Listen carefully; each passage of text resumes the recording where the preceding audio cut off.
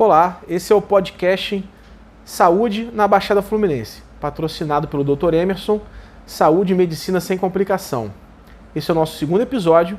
Hoje eu estou aqui com a Priscila, técnica de mamografia, e a gente vai conversar um pouquinho, explicando um pouco, da carreira, do dia a dia e dos desafios, principalmente nesse período de pandemia. Tudo bem, Priscila? Tudo bem, boa tarde. Seja bem-vindo ao nosso escritório. E a primeira coisa que eu queria saber de você é o que te levou a entrar nessa profissão de técnica de mamografia, que é algo bastante específico, né? Não é a profissão que a criança sonha, né? Sim. Do tipo, nenhuma criança chega, mãe, alguém pergunta, o que você vai ser quando crescer? Técnica de mamografia para o alto e avante. Não é, né? Pelo menos menino é bombeiro, policial, engenheiro, né? E técnico de mamografia, eu quando comecei a trabalhar com técnicos de mamografia, foi em 2006 que a gente montou o centro de imagem, quer dizer, já está aí com 15 anos de trabalho nessa área, né? Já é bastante estrada rodada, bastante experiência, e eu vi que realmente era uma profissão bem interessante, né? Inclusive de remuneração, carga horária, e bem significativa para o mundo, porque realmente salvo me engano, ainda é o câncer que mais mata mulheres, né? Sim, sim. Porque está sempre ali, câncer de mama, ovário e pele, né? São os principais para a mulher. E fácil de prevenir, não é muito difícil. Então fala um pouquinho, o que te levou a entrar na profissão? Como é que foi que você estava um belo dia fazendo a sua vida e de repente você falou, vou fazer técnica de mamografia? Então, quando eu me formei no ensino médio, com 18 anos, eu comecei a procurar um curso para fazer e eu sempre admirei muitos profissionais da saúde. Eu queria muito ser da área da saúde. Na época eu trabalhava na padaria do bairro, então não tinha muita condição. E eu pesquisando o curso, eu achei o curso de mamografia, que era um curso que se eu me esforçasse eu conseguiria pagar. Uhum. E me matriculei. E quando na minha primeira aula eu falei, nossa, eu mirei no certo. É isso aqui mesmo que eu quero, é a radiologia que eu quero, me achei, é isso aqui que eu quero para minha vida. Curiosidade, quanto é um curso de mamografia?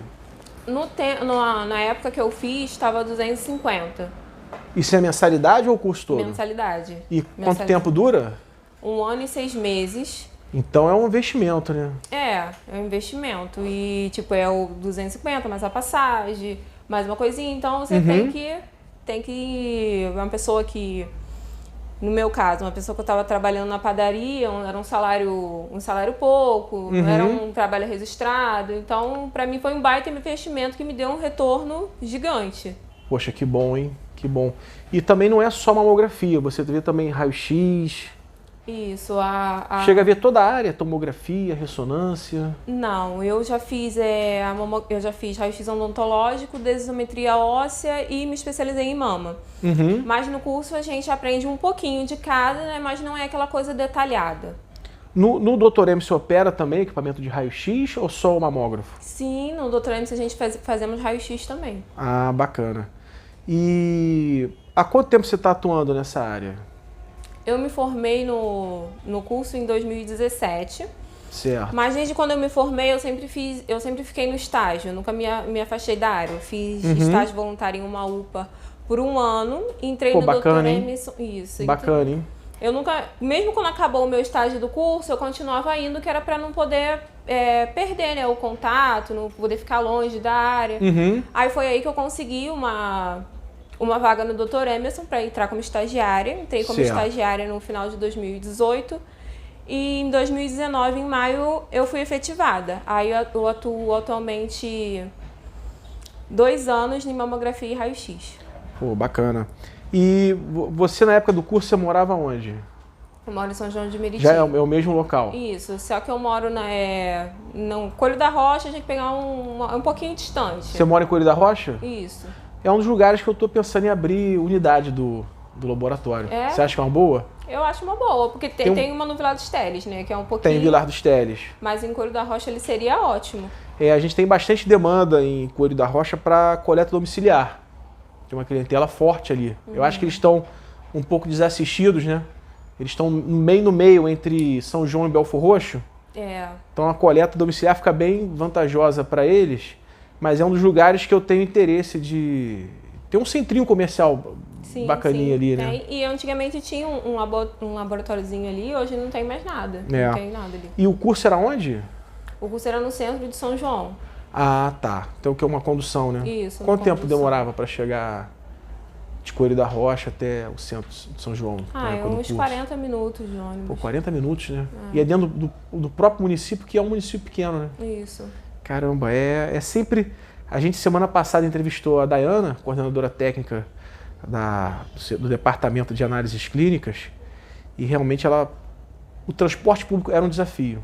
Ela fez biologia no Unigran Rio, morava em Mesquita e já fazia estágio no Dr. Emerson em Nova Iguaçu. Quer dizer, esse triângulo não ficava bom. Complicado isso, né? E você fez especialização, né? Sim, eu fiz especialização em mamografia, na odontologia e na densitometria óssea. Entendi. Diz um ponto positivo da profissão. Eu acho que o ponto positivo, eu costumo falar que eu sou os olhos da medicina. Pô, bacana, hein? Gostei da... Pode dizer uma parábola, né? Uma analogia. Isso. E eu acho que o ponto positivo da minha profissão é realmente ver por dentro. É poder conseguir fazer uma imagem de qualidade para aquela paciente receber o seu diagnóstico precoce. A imagem de qualidade faz toda a diferença. E um ponto negativo? Eu acho que o ponto negativo é conhecer a dor da paciente, porque a gente conhece muitas histórias no dia a dia. Eu acho que esse é o ponto negativo de todo profissional da saúde. É verdade. Esse aí foi o meu maior desafio na época da faculdade. Eu fiz medicina na UFRJ entre 96 e 2002. E lá o Hospital Clementino Fraga Filho é um hospital que chama de terciário, né? Você recebe pacientes de alta complexidade. E o sofrimento do paciente ao longo do tratamento, principalmente em áreas de oncologia, né? A mamografia acaba fazendo um diagnóstico e esse paciente vai seguir uma trilha dentro da oncologia.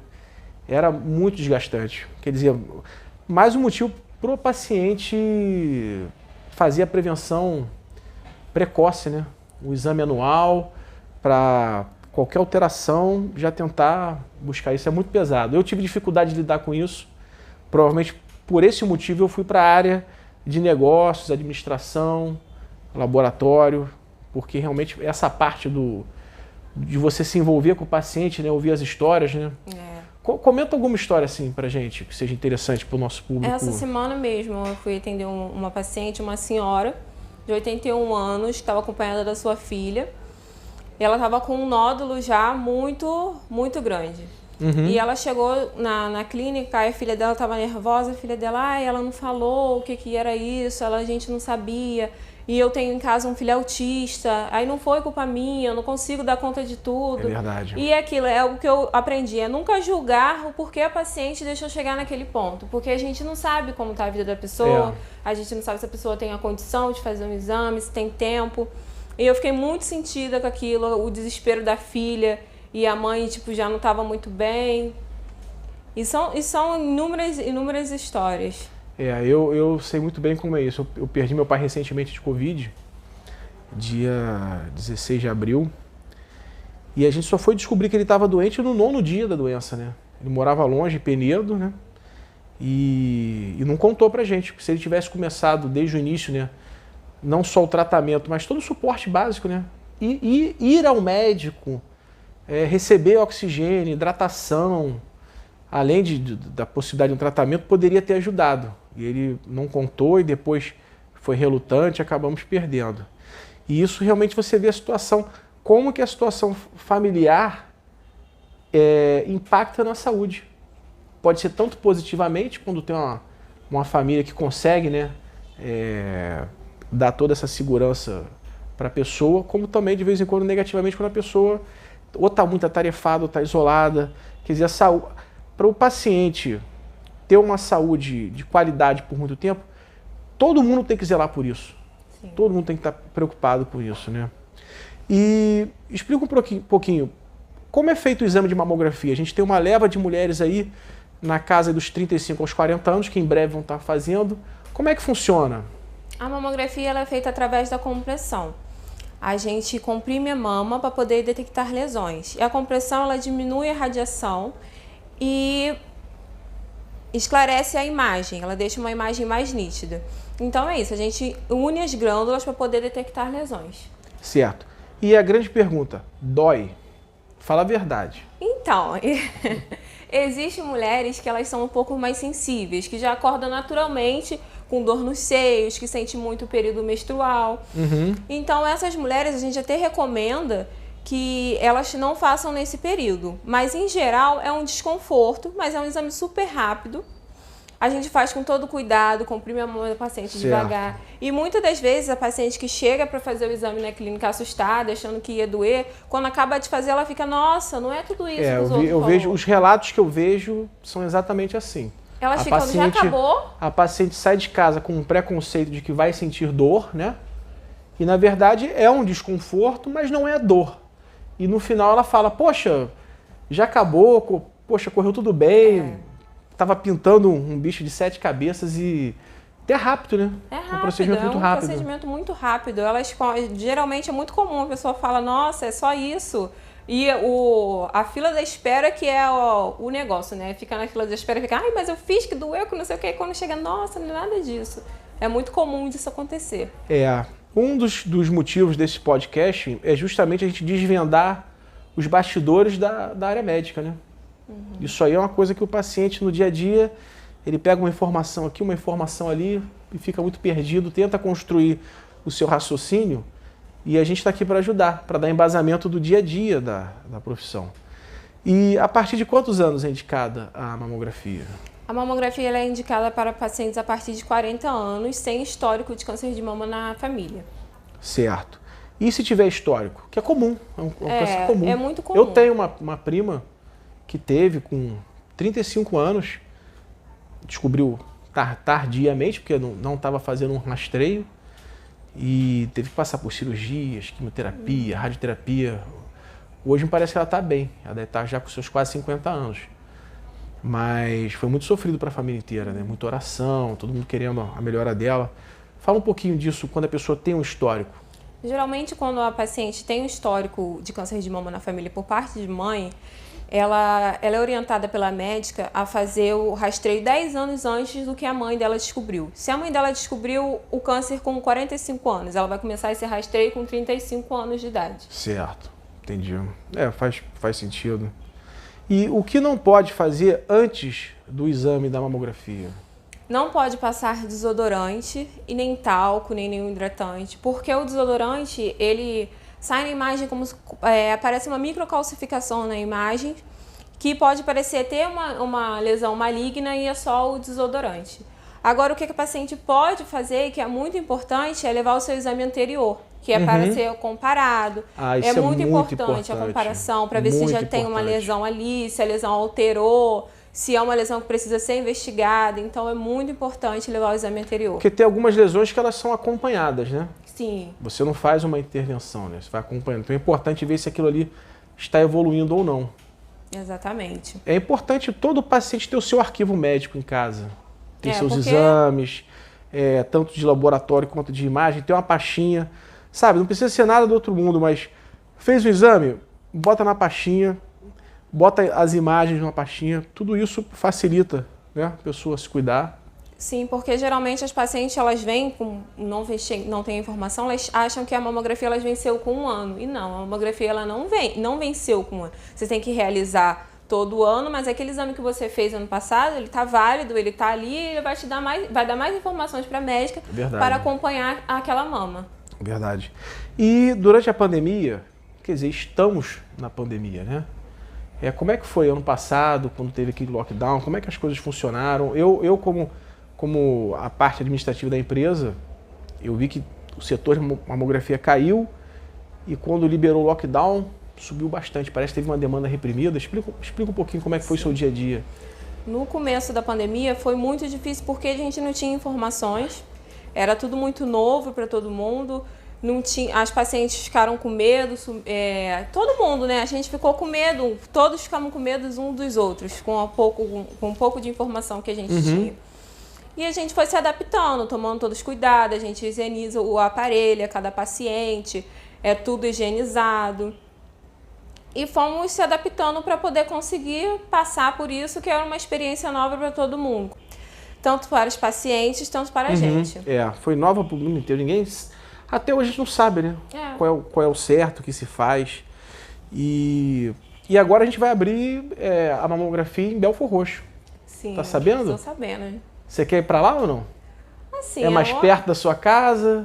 É um pouco mais perto da minha casa e aonde eu for formar com a empresa, eu tô indo. Ah, bacana, bacana. Em breve, hoje eu tô fazendo os detalhes finais para que toda a mamografia tem aquela questão de proteção radiológica, uma parte controlada pelo Estado, e a gente está resolvendo esses trâmites burocráticos, mas já está tudo montadinho. Eu acredito que dentro de uns 30 dias vai estar começando mamografia em Belfor Roxo.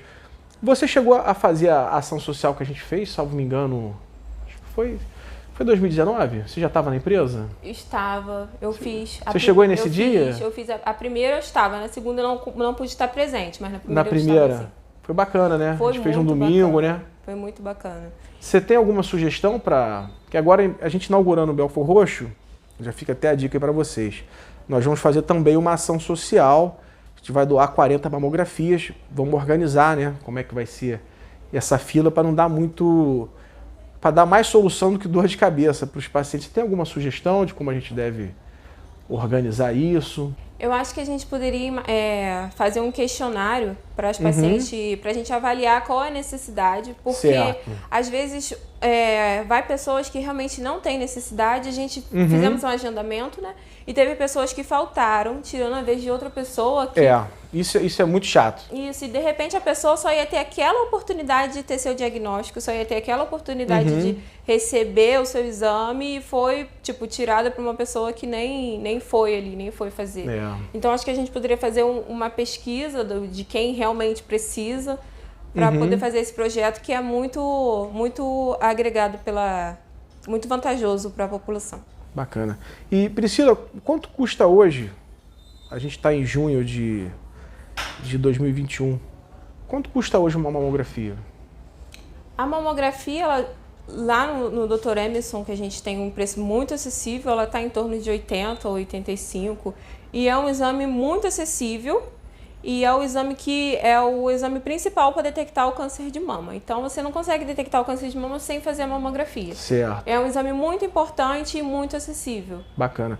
E se precisar, lá no Dr. Emerson também tem um complemento, né? Com ultrassom de mama, né? Sim. Tem também médico, ginecologista. Tem médica para fazer biópsia. Médica para fazer a biópsia, caso seja necessário. A gente oferece um portfólio completo de serviços na Baixada Fluminense. Tá ok. Priscila, obrigado. Foi ótimo conversar com você. Obrigada, senhor.